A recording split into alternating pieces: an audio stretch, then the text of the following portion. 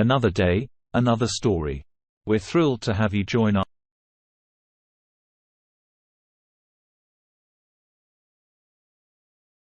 community of love, heartache, and life's twists and turns. Your subscription means the world to us, and we can't wait to bring you more captivating tales and stories. Stay tuned for emotional and inspiring chronicles that explore the complexities of the heart. In 2017, I met my now ex-wife through a coworker and friend. I was 27 at the time, and she had just turned 24. We hit it off quickly and started dating after a few weeks. We were both very religious evangelical Christians, which made us move fast. For the most part, things were pretty good. She did show some minor red flags at times while we were dating, but most of it was small stuff that could easily be addressed and talked through, so I didn't take them too seriously. We were pretty different in a lot of ways that weren't as apparent until we got married. We dated for a little over 7 months, got engaged, and 7 months after that, we were married and enjoying our new lives together.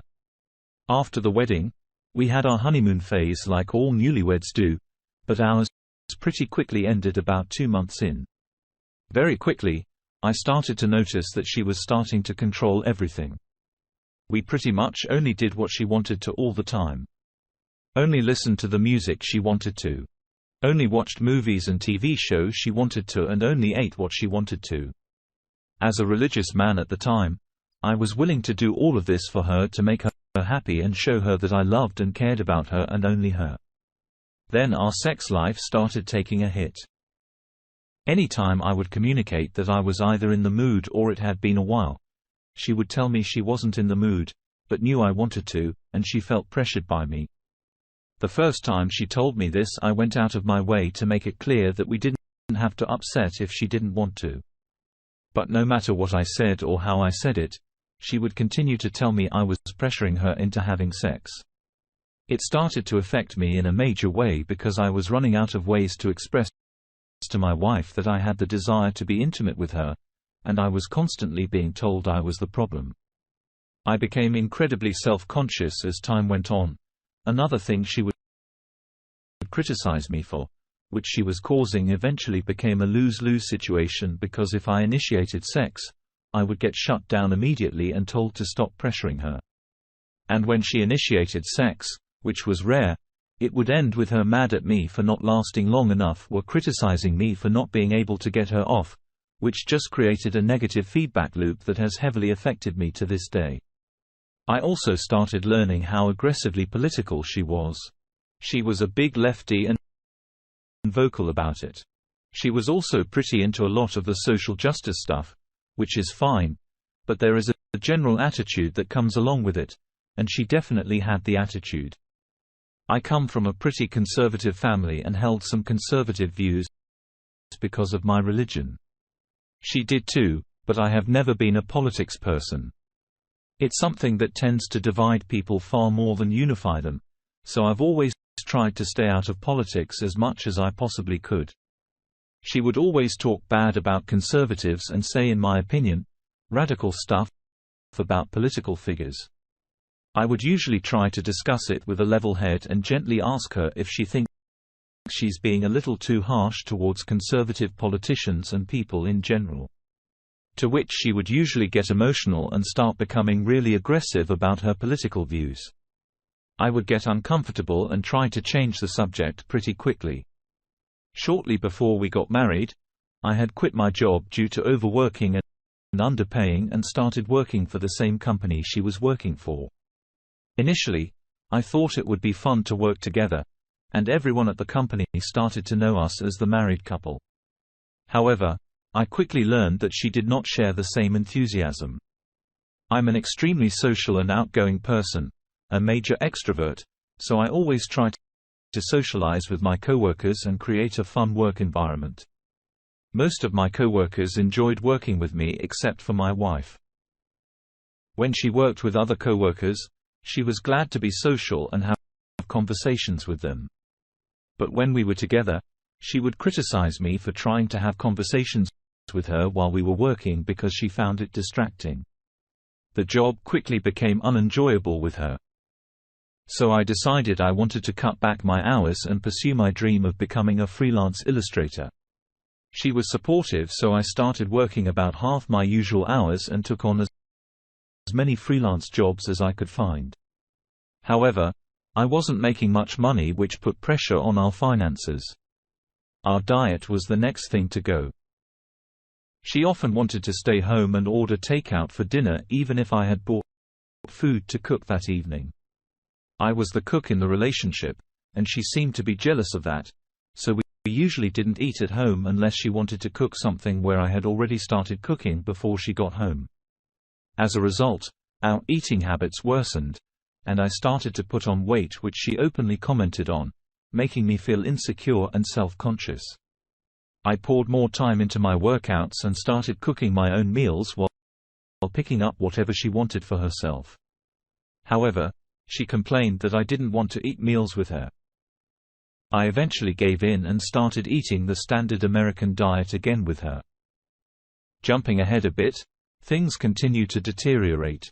She complained about and criticized everything I did, including the amount of money I wasn't making from freelancing and my forgetfulness about small things. When we did have sex, she harshly criticized my performance, and it often ended with her being angry. However, sex was very rare at this point, happening maybe once every other month. I was feeling incredibly self-conscious and as if nothing I did for her was ever enough, even though I was constantly bending over backward to make her happy. She had always struggled with depression since I knew her, and I figured that some of her behavior might stem from that. So I started asking her if she wanted to try counseling, something I had been doing for about 6 to 7 years to help with my own issues. She had talked about wanting to try counseling again after a bad experience she had. But when I suggested it and shared how beneficial it had been for me, she insisted she didn't need it. I also asked her if she would be interested in counseling since we were having quite a few issues, but every time I suggested it, she would turn the focus on me and tell me that I was the one who needed counseling, not her. Around the 10-month mark of our marriage, she came to me and told me she was no longer religious. This was heartbreaking for me at the time. But I knew it wasn't the end of the world, and I understood it was a difficult decision for her. The day she told me was actually one of the best days we had had in a while. She saw how much her revelation hurt me, and she was caring and empathetic while I explained that it was hard to hear, but didn't change my feelings toward her. We cried together, held each other, and told each other how much we loved each other. We even had a pretty good night of intimacy. However, the next day her demeanor changed completely. She went from being the sweet, caring, empathetic wife who cared about me to a cold, stern, and frankly, heartless individual. All the understanding and emotion from the night before were gone. She started saying things like, "This is who I am now, and you need to be okay with it, and you need to figure out if you can live with this." Anytime I tried to talk about the situation from the night prior, she was almost never home anymore. She would leave for work in the morning and return only when the sun was down. I tried to make an effort to do kind things for her to show her I was thinking about her, like surprising her by bringing her dinner to work or checking in to see if I could make her day easier. Her texts became short, and she made me feel like I was somehow bothering her by trying to do loving things for her. This was around the time she started hanging out with a coworker and friend of ours whom we'll call Jerry. He lived on the same block as the business we worked for, and his place was the hangout and party pad for all the employees. It didn't initially bother me that they were hanging out more because I knew and trusted both of them. However, my ex started coming home later and later, telling me that she was going out to get drinks with him and a few other coworkers after closing up. My wife began spending more and more time with her coworker, Jerry, going out drinking with him without inviting me or even telling me about these hangouts. This put a significant burden on me as I juggled 2 part-time jobs while also taking on all the household responsibilities. I found myself doing all the cleaning, cooking, laundry, mowing, dishes, home improvement, and shopping. I also took care of our 2 dogs and 2 cats full-time. One night, when we had plans to go out together, she came home late, and I had cooked for her. However, she informed me that she was struggling with our relationship, feeling alone and unheard. In my desperation to make things work, I took full responsibility for her feelings and pledged to do everything I could to fix the issue. I suggested couples counseling, but she refused. In the following months, it seemed like things were improving. She became more present and less easily agitated.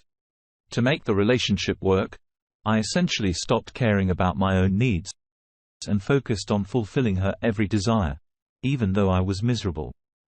It was an exhausting and draining experience.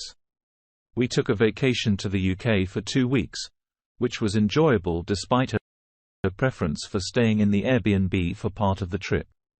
However, upon our return, her behavior shifted again. She started getting into Jerry's music taste, something she had never done with me, and expressed a dislike for my music taste. The breaking point came on Halloween night when we were out celebrating with friends. I had to work the next morning, while she wanted to go to a dance party with our coworkers. I wished her a good night and told her to have fun, expecting to see her when I got home. However, she didn't return that night. When I woke up the next morning and realized she wasn't home, I assumed she had stayed with a friend due to excessive drinking, which had happened in the past. I texted her, but there was no response. Worried and unable to locate her phone, I reached out to everyone we were with that night, trying to find out where she had gone. A coworker eventually informed me that the last time she saw her was at Jerry's apartment, waiting for an Uber. I couldn't understand why she declined a free Uber and decided to drive home instead, especially since her phone was left in her car. My panic turned to anger, wondering if she was still at Jerry's apartment. I was working just 200 feet away from there, and her car was parked right outside. Eventually, she texted me, telling me she was home about an hour before I got off work. However, she didn't come inside to tell me if she was okay or explain where she had been. None of it sat well with me, and I was left feeling uneasy and frustrated with the situation. After a night of worry and confusion, I decided to stop by the store to get my wife's favorite snack and some Pedialyte, assuming she was hungover. As I was walking into the store, she called me and asked where I was. I told her, and she urgently asked me to come home and talk to her. I asked if everything was okay, and she replied with a somber no. I hung up and drove home, my mind racing in panic the entire time. When I arrived home, she was sitting on the couch with a potty expression. I sat down next to her and asked what was going on. That's when she confessed that the previous night, she had drunk too much, stayed at Jerry's place, slept in his bed and made out with him, but they didn't have sex.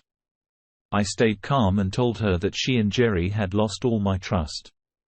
Her response was devastating. She said the experience had made her realize how unhappy she was with me and that she could no longer be with me. My heart sank.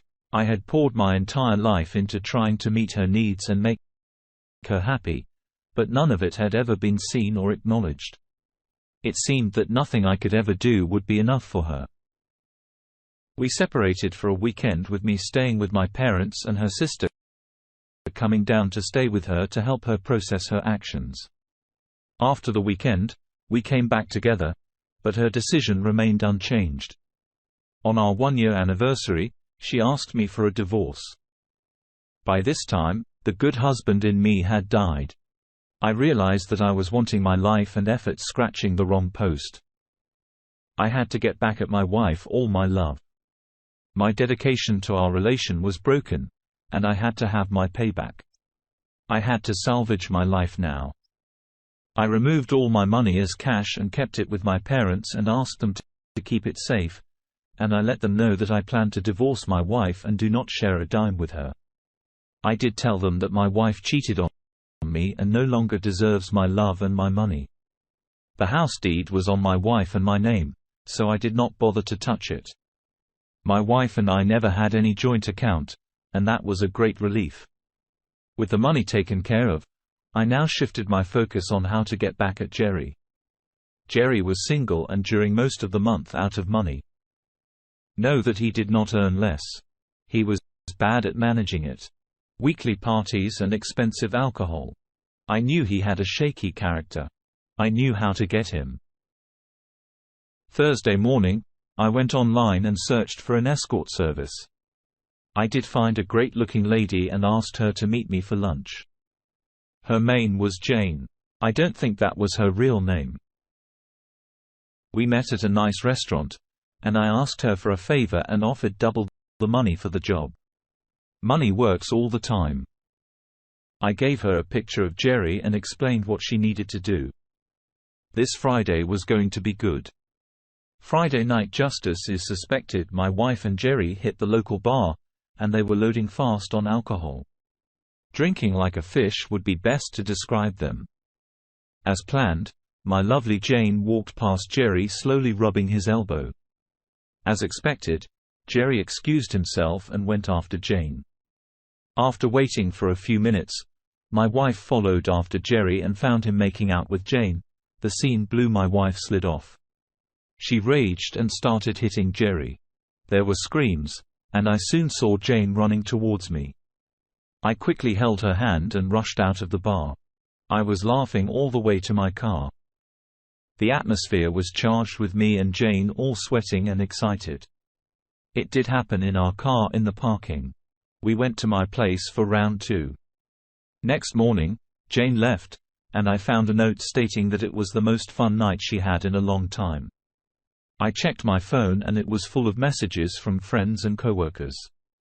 Apparently, there was a big fight at the local bar last night and my wife was the center of it. She turned into an Amazon and beat Jerry to the edge of his life. The fight escalated all over the bar, from the washroom where it started to the kitchen to the bar. Jerry had to be rushed to the emergency and received multiple stitches on his forehead. She smashed 3 wine bottles on his head. Also beat him up with a meat tenderizer. The chef who tried to stop her was also injured. The entire incident was captured by multiple bystanders and was all over social media. My wife was arrested and was in the county jail. I was shocked and surprised that my timid and calm wife was such a violent human being. Although I was happy with the results, I did not intend to have anyone hurt and in hospital. I only wanted my wife to realize that she dumped an honest man for lecherous jerk. However, hearing my wife is in jail was a pure joy. I received multiple calls from friends and coworkers offering support and played along. For her actions that night, my wife had received the nickname, the cheating Amazon. For the next 3 days, the news was on every paper and every local channel. I was approached multiple times for comments, but each time I refused. It was a wild circus. Our office took a note of the situation and promptly fired both Jerry and my wife. My divorce proceedings started soon, and I don't see any reason for my wife to be able to contest me for a lot of money. Few days later, as I stood in a cold courtroom, the weight of the world on my shoulders, I couldn't help but reflect on the tumultuous journey that had brought me here. The divorce papers lay before me, a culmination of a relationship that had soured beyond repair and a stark reminder of the chaos that had unfolded in recent months. I had once believed in the power of love and the sanctity of marriage. The woman who had been my wife for 7 years was now sitting in a jail cell, the result of a violent confrontation with her affair partner. It was a day that forever changed the trajectory of our lives. I had always been a firm believer in second chances, but there are some betrayals that shatter trust so completely that even forgiveness seems like a distant dream. My wife's affair had been one such betrayal, and her violin outburst was the final nail in the coffin of our marriage. As I said in that courtroom, watching the judge finalize our divorce, I couldn't help but feel a sense of relief. The legal proceedings had been grueling, and I had sought the counsel of a skilled attorney to ensure that I got what I deserved from the settlement.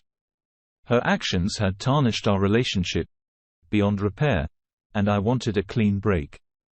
The settlement was not in her favor.